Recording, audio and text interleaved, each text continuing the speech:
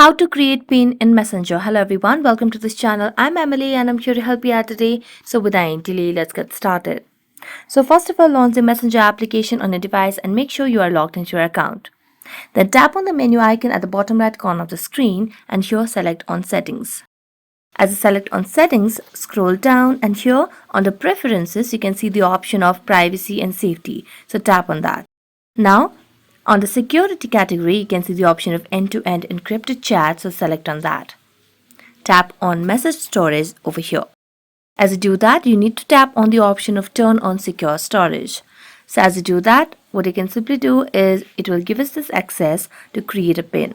So if you have already created a pin, it's okay. If you want to reset it, you can just tap on reset pin option and here you just have to create the 6 alphabet or 6 numbers over here.